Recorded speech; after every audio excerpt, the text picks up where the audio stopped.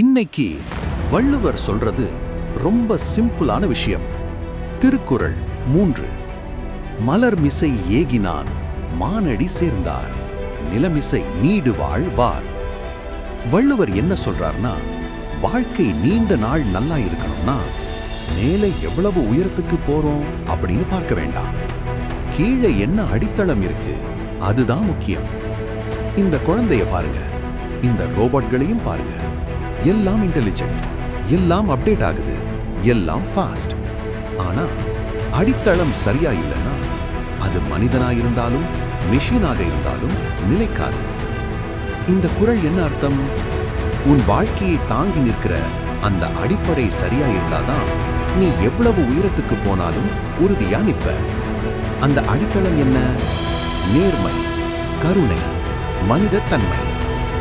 AI கற்றுக்கொள்ளும், machine upgrade ஆகும். ஆனா எப்படி மனிதனா இருக்கணும்னு வள்ளுவர் மாதிரி ஞானம்தான் சொல்லும். அதுதான் வாழ்க்கையோட உண்மையான அடித்தளம். நாளை இன்னொரு குறள், இன்னொரு உண்மை, இன்னொரு வாழ்க்கை பாடம்.